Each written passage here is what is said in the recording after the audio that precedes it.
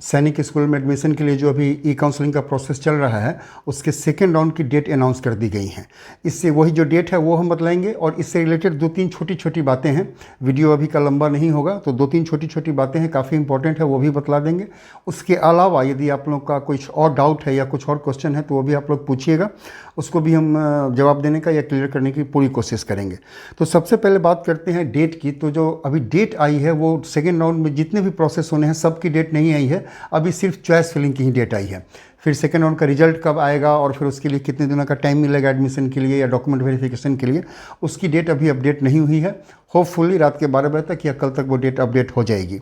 लेकिन अभी जो डेट आई है चॉइस फिलिंग की, वो डेट हम लोग के पास है 7 अप्रैल 2023 रात के 12 बजे से 11 अप्रैल 2023 शाम के 4 बजे तक।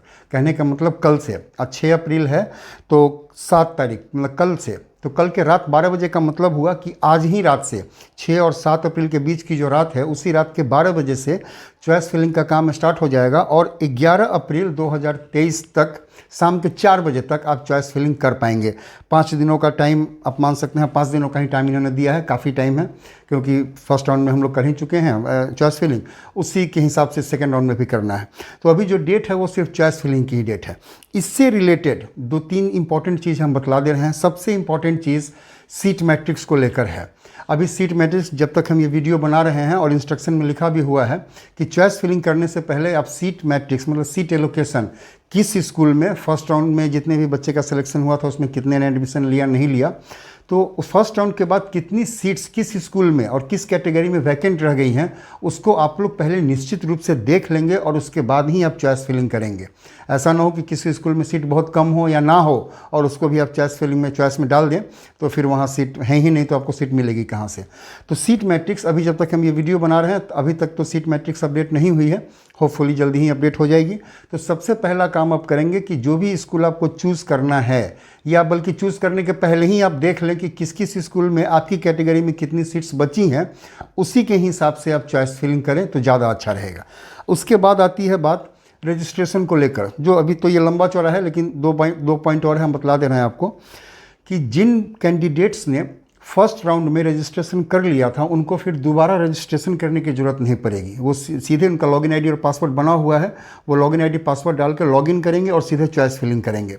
जिन बच्चों ने रजिस्ट्रेशन नहीं किया था फर्स्ट राउंड में, न रजिस्ट्रेशन कर पाए न चॉइस फिलिंग कर पाए, वो सेकेंड राउंड में डायरेक्ट रजिस्ट्रेशन कर सकते हैं और फिर चॉइस फिलिंग भी कर सकते हैं, उसके लिए उसमें कोई दिक्कत नहीं है। और ये काम सेकेंड राउंड में ही नहीं, आगे जितने भी फर्दर राउंड्स होंगे सब में आपको फ्रेश रजिस्ट्रेशन का और फ्रेश चॉइस फिलिंग का मौका मिल सकता है यदि आपने अब तक रजिस्ट्रेशन या चॉइस फिलिंग नहीं की है तो। वैसे भी कैंडिडेट जिन्होंने फर्स्ट राउंड में रजिस्ट्रेशन तो कर लिया था लेकिन किसी कारण से चॉइस फिलिंग नहीं कर पाए थे, वो भी कैंडिडेट, उनको रजिस्ट्रेशन करने की ज़रूरत नहीं है। रजिस्ट्रेशन किया तो आईडी पासवर्ड उनके पास होगा ही, वो सीधे लॉगिन करके अपनी चॉइस फिलिंग दे सकते हैं। जब आप चॉइस फिलिंग करेंगे तो एक चीज़ हम उसमें और बतला देना चाहते हैं, इंपॉर्टेंट है, ध्यान से सुनिएगा। जब आप चॉइस फिलिंग पर जाएंगे तो आपको बाय डिफ़ॉल्ट जो आपने फर्स्ट राउंड में जो चॉइसेस दी थी वही आपको दिखेंगी, लेकिन आप उन चॉइसेस को एडिट कर सकते हैं। और 9 चॉइसेस ही नहीं, जो फर्स्ट राउंड में फर्स्ट चॉइस बाय डिफ़ॉल्ट था जिसको आप चेंज नहीं कर पा रहे थे उसको भी आप चेंज कर पाएंगे। कहने का मतलब जो टोटल 10 स्कूल है, पुराने सैनिक स्कूल की बात कर रहे हैं, तो टोटल के टोटल 10 सैनिक स्कूल का यदि आप चाहते हैं कि यही सैनिक स्कूल रहे जो हमने दिया है, सो गुड सो नाइस, आप उसी को लॉक कर दें। आप यदि चाहते हैं कि नहीं सैनिक स्कूल तो यही रहे लेकिन हम इसका प्रेफरेंस चेंज करें, जो पोजीशन है ना 1 2 3 4 उसको चेंज करें, तो आप उसको भी मूव कर सकते हैं ऊपर नीचे। यदि आप चाहते हैं कि नहीं हम स्कूल को चेंज करें, 10 में से 10 का चेंज कर दें या कुछ को चेंज कर दें, आप उसको भी चेंज कर सकते हैं। चेंज करने के बाद आप उसको लॉक ऑप्शन जरूर कीजिएगा। उसकी अगली बात बता देते हैं, किसी कारण से आप यदि सेकेंड राउंड में पहुंच चुके हैं, कौन कौन पहुंचेंगे वो भी बतलाते हैं, जिस सेकेंड राउंड में पहुंच चुके हैं और किसी कारण से आपने चॉइस फिलिंग नहीं की या नहीं कर सके या आपने लॉक नहीं किया, तो प्रीवियस राउंड का, तो प्रीवियस राउंड फर्स्ट राउंड है, फर्स्ट राउंड की जो भी चॉइसेस आपने डाली थी बाय डिफ़ॉल्ट वही चॉइसेस आपकी सेकेंड राउंड में भी लॉक हो जाएंगी।